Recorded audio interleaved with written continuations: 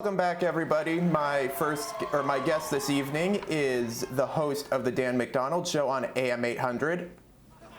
Ladies and gentlemen, please welcome Dan MacDonald. How's it going? Good. Thanks for having me here. No, again, thank you for being on. Alrighty, so you are pretty much the voice of Windsor Radio. That's a huge statement. That's like calling Jim Crichton the voice of television, which I have done before. Can you give us a little background on how you got into radio, or what about it made you want to do it? Yeah. Oh man, it's funny because I was into like writing first, and I wanted to work for magazines reviewing music, like concerts and albums and interviewing artists and whatnot. And it was print. It was all about print. So that was my kind of goal, was to get into journalism and start writing for publication, eventually work my way up and be like a music journalist.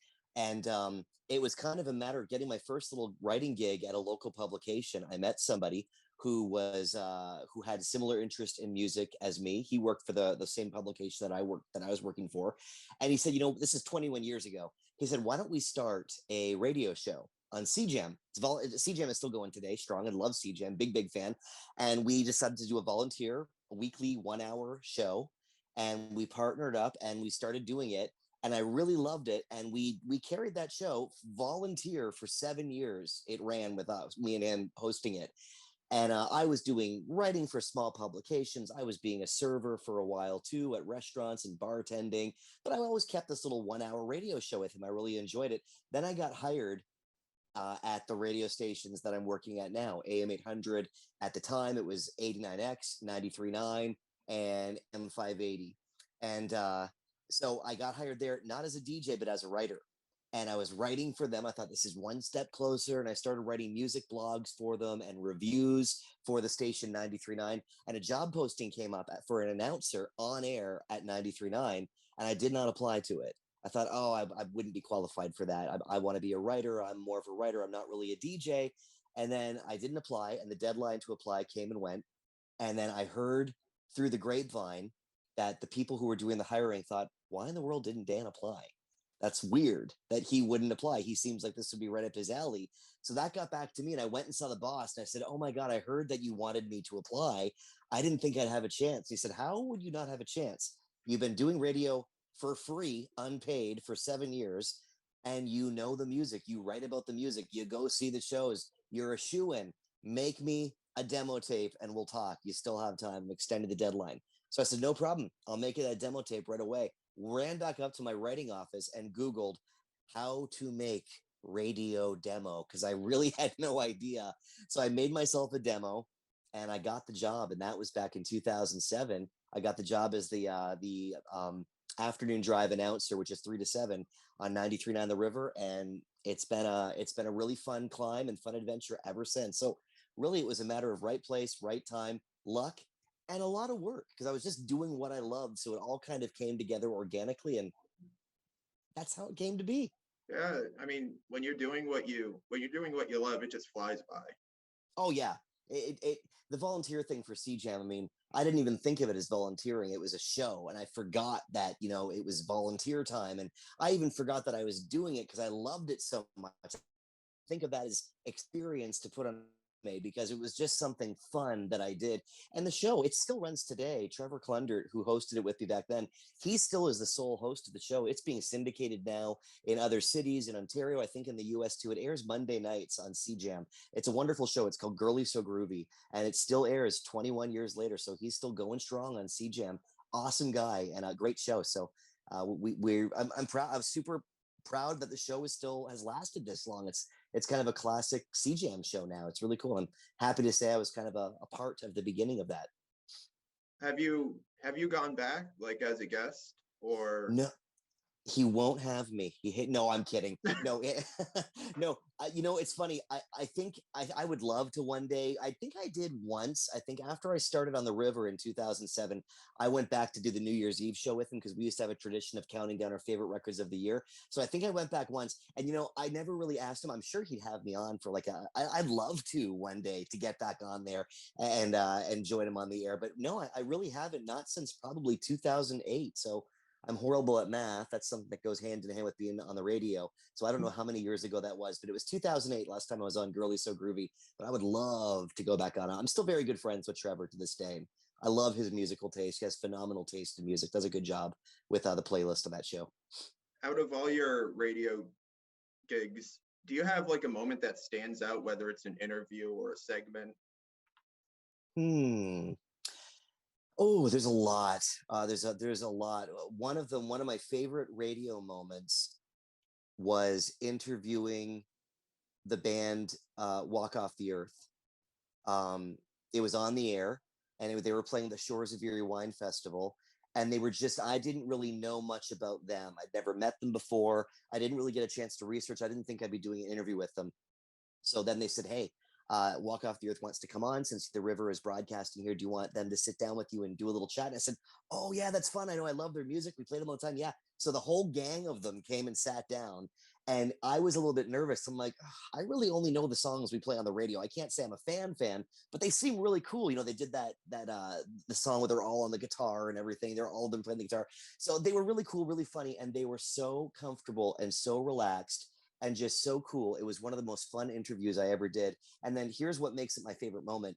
After the interview was done, they came to me and said, hey, Dan, do you know any fans that might want to meet us or hang out or have a meet and greet? And I thought, okay, this is a first. Usually it's us bugging the band, you know, hey, we got a meet and greet, and they're annoyed to do it. They came to me saying, could you introduce us to some fans, or if there's anyone out there who wants to meet?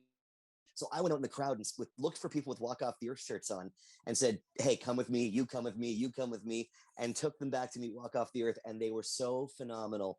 And the fans, I was just so happy that I got to do that for fans, you know, give them this little backstage experience that really wasn't planned at all. We didn't promise anything. So to me, it made me really happy, even though I liked Walk Off the Earth, but I wasn't like a fan. But seeing the fans light up and seeing how giving the band was, that's just one of my favorite moments that goes down as a really, really happy time, a happy event that happened. It was just a positive experience where people were really into it, and they got to kind of meet their heroes. And I was happy that I got to kind of help out with that. So that was really cool.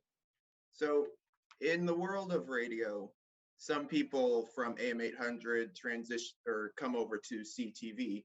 Would you consider a job in television? No. You know why? I talk with my hands like this. So no, I'm not really that comfortable in front of the camera. Really, not for a show like that.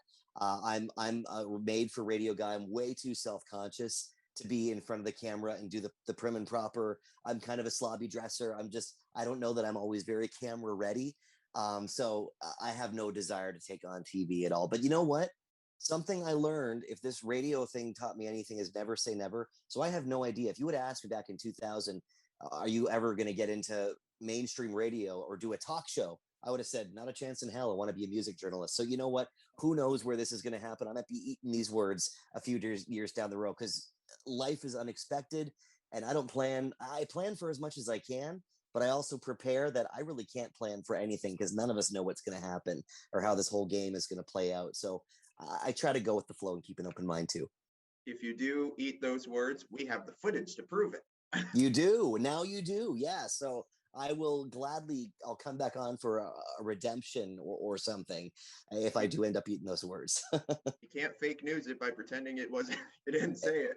It's true. It's totally true. But no plans to transfer to TV. And TV just makes me really nervous in a way that radio doesn't. You know, I get nervous for radio, but nervous in a good, excited way. TV makes me a little bit afraid, and I get way too self-conscious of the camera. I start doing this more, and the more I think, don't talk with your hands, Dan, the more I do it. So yeah, it's a strange vibe for me. You know, it's funny, when I was at the Mediaplex, I did radio every Friday morning, and I just sat there and I'm like, this feels nice. This feels natural. Yeah, it's a great vibe, you know, like you're alone. There's no one really watching you. People are listening to you, but essentially you're alone in a room. And when I go on the air, and I've done this since I was on 93.9, I always dim the lights down very, very low just to kind of create like a calming mood. And that's me at my most relaxed in my own element. And I can just kind of focus on the sounds and talking to people and be in my own little world. That's what I like about radio so much. So I'm going to assume you don't have the little cameras in the four corners of the room. No, we don't. Maybe, you know, if they put those in ever, I wouldn't be opposed to that. It's when the camera's in my face and okay, know your mark and look here and make the eye contact and make sure you're on your spot. Like that's what I get all. I'm not myself then. Like I don't mind being filmed and being if I can be myself, but I feel like I can't be myself when there's a cameraman I have to worry about. And oh, you get the light right and you're blocking the shot or oh, stay in the shot. That's when I get all thrown off. And it just kind of messes me up. But cameras in the four corners of the room, switching angles, I'm cool with that because it's not really bothering me. It's out of sight, out of mind. It's when it's right in my face that I get freaked out. Those kind of defeat the purpose of radio. Yeah, yeah. Radio is meant for listening, and and it's one of those things. But that's part of the reason I like it. And the best part about it, I don't have to dress up for work. I always swore when I was young, I don't want to have a job where I have to wear a tie and a tucked in shirt every day. So I can wear shorts and a t-shirt and it's awesome and comfortable. And I'm more relaxed when I feel more relaxed. Fashion is not my forte. As long as you're wearing pants, it's that's a good rule. When you're in a public place, I always do at the very least, try to wear pants. I don't want to know where you don't wear pants. So what advice would you give to someone starting a career in radio? Or in radio, or what were you going to say? Or broadcast in general. Do as much as you can early on. Write as much as you can. Because really, a lot of it is writing. Write how you speak. If you're going to read something, write it and then read it out loud. Don't just write it and then read it cold because it's going to sound like you're reading it. Write it, then read it out loud. Whatever sounds awkward, fix that word, restructure the sentence, do what you got to do. Hone your writing skills is the biggest one. And then equally important to that is do as much as you can.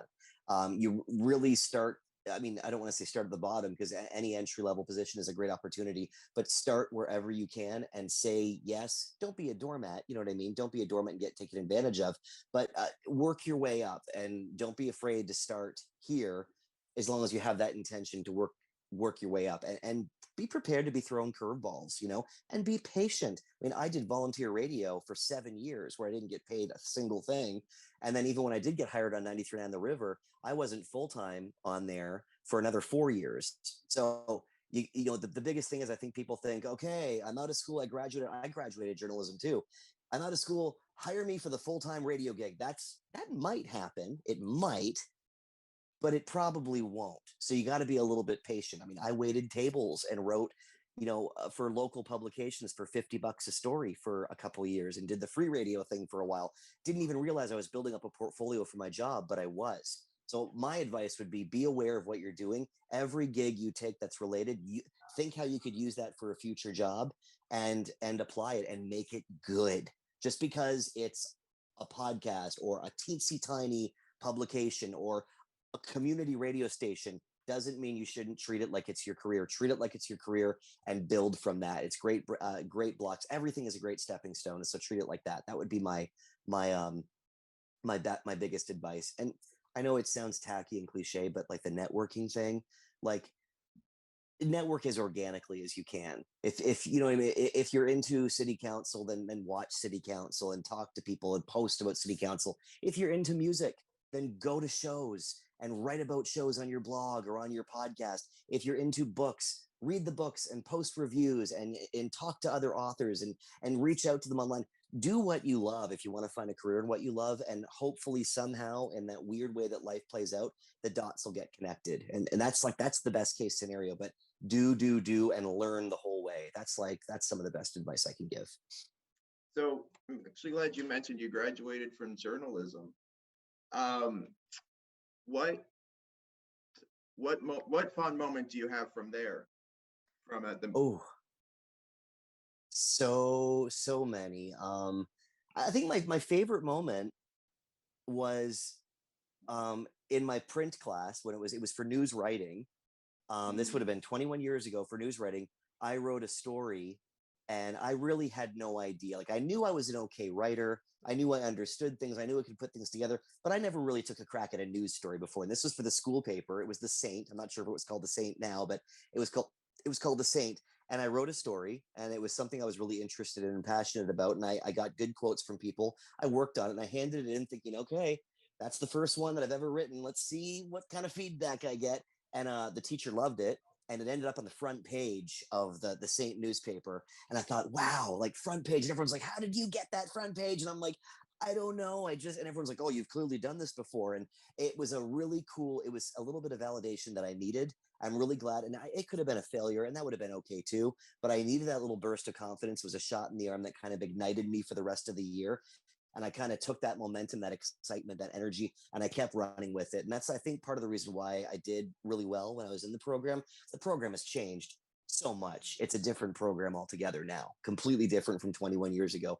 But that little momentum of getting on that front page news story, and a lot of people were talking about it and like writing about it, and there were responses in the editorial section after that. It really made me excited about the whole thing, and I kind of felt like I hit the ground running, and I kept that momentum all through the 2-year program. It's funny that you mentioned that. When during my first year, I've graduated now as well. In my first year, I covered the Trudeau visit Oh, to cool. Windsor, and I kind of fell in that same thing where it's like you're kind of riding the high of the front page.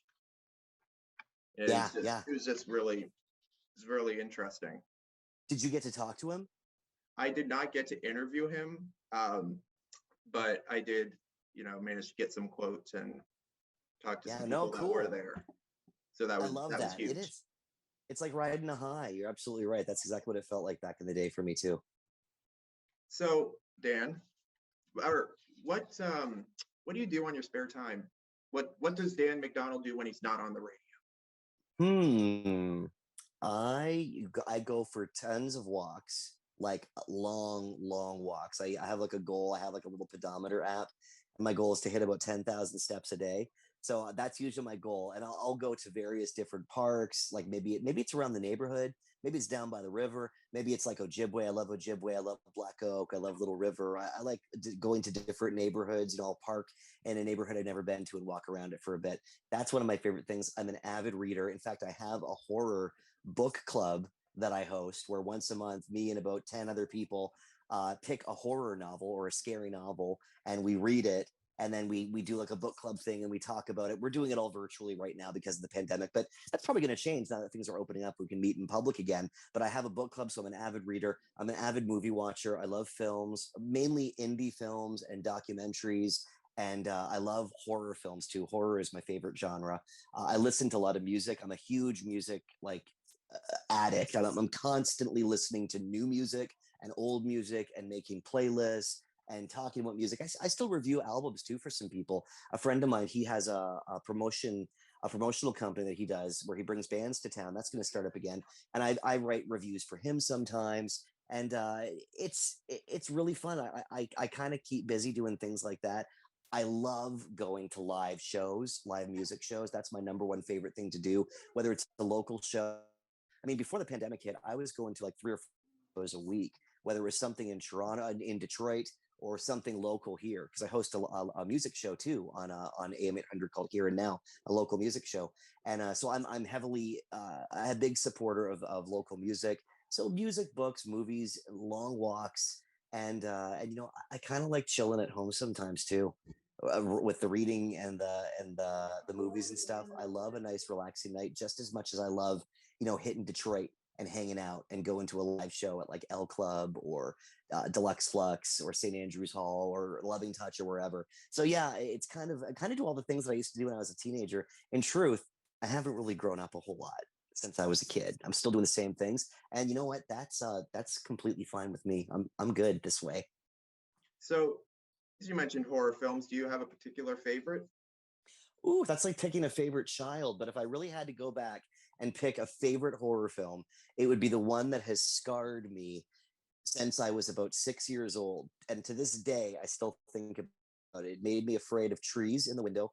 It made me afraid of clowns, toy clowns. It made me afraid of under the bed. It made me afraid of closets that are lit up with the light on, but the door is shut.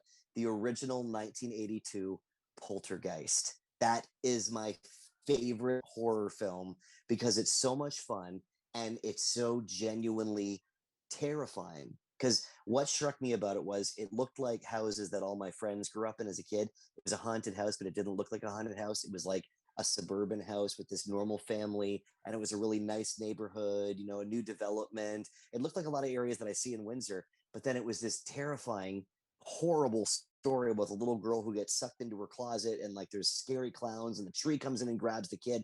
And I loved it because I watched it as a kid, and the scariest scenes are from the perspective of a kid. Like the little boy who's staring at the shadows of the tree outside his window, staring at the clown that's looking at him, the toy clown in his room. Like I was that kid looking at my toys, looking out the window. So it really got inside my head. And to this day, it's my favorite horror movie of all time. And The Shining, Stanley Kubrick's The Shining with Jack Nicholson. That's my go-to sick movie. If I'm like having a sick day, I put that on because it makes me feel better. I'm still dying to see The Shining. To be honest. You haven't watched The Shining? No. Oh God, you got to check it out. If you like, I don't know if do you like horror films? I do. They're my primary mode of film. Oh, you got to watch The Shining, the Stanley Kubrick version of The Shining. I know Stephen King doesn't like it.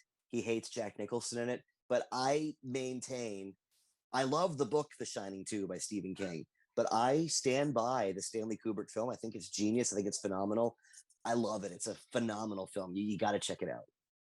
So I guess, will you be seeing the new Halloween? Oh yeah, that's one of my favorites too. I thought that the reboot of Halloween was a little bit weird. How they just kind of like dismissed all the sequels from the original, like Jamie Lee Curtis film.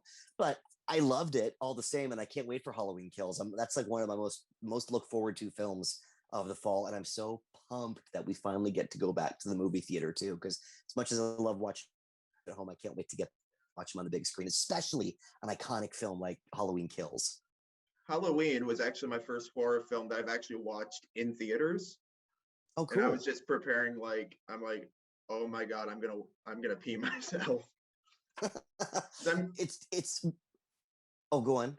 I was gonna say, because I used to watch it, or I'm used to watching horror films like on disc, on DVD. Like I've never watched one in the film, in like the actual theaters. It's how they're meant to be watched, I think. And Halloween is a good one because it's like a slasher, a classic slasher film with all the, I love it. So yeah, gotta see them. One thing I still do, even though I love them, if it's a tense scene where there's about to be like a jump scare, I'll like watch, but I'll plug my ears. Like I don't know why. It's like bracing myself. I don't want to hear the loud when the music changes. Like so, I plug my ears. I'm like, okay, I can watch it now. It's bizarre, but I've done it since I was a kid. I still do it. Yeah, I'm usually looking at the floor like come on, let's do it. Just do it. Right. So what I like to do with the guests that normally come on is I do a segment called 3 Questions With, where I get to ask you some questions and you get to pass on one. So choose wisely, and it's pretty obvious. Okay. So I guess we already tackled the specific, your favorite horror film. Do you have a least favorite? A least favorite. You know what one of my least favorite horror films is? It's the remake of Poltergeist that came out maybe back in 2015 or 16. Oh my God. Talk about taking everything that was good about a film and like going to the washroom all over it. It was like so lowest common denominator dumb. Like even the clown thing, the clown looked like CGI nonsense. And I was excited for it because I love Poltergeist so much. And I was so unbelievably disappointed. I watched it all like a train wreck and thought like none of the characters were likable. In the end, I was even rooting, being like, you know what? Like, I hope like the little girl dies in the end and like the dad dies. Like I just didn't care. I'm like, let the ghost win. I'm not even afraid. I'm like, I'm on the clown side in this one. Like, yeah, like I'll team up with the clown and terrorize this family too because they're annoying. So yeah, that would be my least favorite film is the reboot of Poltergeist. If you could have any other job in the world, what would it be? Working at a record store, a record or like a music store. I worked at a video store in the 90s from 94 to 2000. That was my favorite job of all time. And in a lot of ways, it was like an independently owned video store. So it felt like working at a record store because we could do our favorite picks and we had a lot of indie films and stuff. And we had some really cool vibes going on there. And I love that place. I'd probably still be working there if we didn't close down. But if I was not doing this, I would probably want to work at a record store, just talking about music every day with people and suggesting music and learning from people coming in what their favorites are. And I just like being surrounded by records and going through them and actually having them in my hands. I love that. So that's probably what I'd be doing is working in a record store. Is there someone in your life that you cannot stand? It's just like, oh God. Someone in my life I cannot stand. No, but you know why there's not? Because I block. I'm very, very good at creating a bubble. So anybody who rubs me the wrong way, I hit the eject button and like they're like they're gone. Like they're out of my life and out of mine because I really hate harboring negativity and like just bad toxic vibes. So if I think somebody on social media is being a jerk to me, I don't keep them around long enough where I can't stand them because it's like, you know what? I don't need this. Block, gone, out of sight, out of mind. And some people can say that's closed-minded. I'm living in like a little echo dome. And you know what? I'm cool with that because I want my echo dome to be a happy echo chamber. That's what it is. I want my echo chamber to be a happy, positive place filled with people that I love, that I find interesting. So I'm cool with just being surrounded by people who I like, who I enjoy, who I learn something from. Because negativity, life is way too short for that. You don't have time for that. So you can fight all we want until we're blue in the face. And I've done it to myself online. I've argued, but for the most part, if someone's going to be a jerk, disagreeing is one thing. You can disagree with people, like firmly disagree to the point where you're arguing. But if you can't stand somebody, I always think, why are you wasting the energy on that person? Just let them do their thing and you do yours. And I promise you will always do better. You'll always do your thing better without that person jamming up your frequency, so to speak. Yeah, absolutely. It's like just argue with someone. It's like you're talking to a wall, basically. It can be. And at the same time, sometimes arguing can be a really great thing where you end up seeing their side. If they're doing it fairly, if they're saying, "Hey, I agree with you and this is why," and they have valid points, it might be valid for them, but it might not be valid for you. And I have no problem, agreeing to disagree with someone. I can be friends. It's when they start getting personal and start taking the personal shots and attacks and getting really toxic and being all stupid and threatening. That's when it's like, okay, this is beyond disagreement. Now we're just fighting, and it's like it's not going to get us anywhere, so let's just go our separate ways, shall we? And I have zero problem doing that anymore, and I'm getting much better at that day by day, actually, too. Yep. Like I said, it's like talking to a wall, which I can attest to because I do it every night. As do I. All right, well, Dan, thank you so much for being here. It was really great to talk to you. You can catch the Dan MacDonald Show on AM800's when? AM800, 9 to noon, weekdays. The Dan MacDonald Show. Thanks, Dan.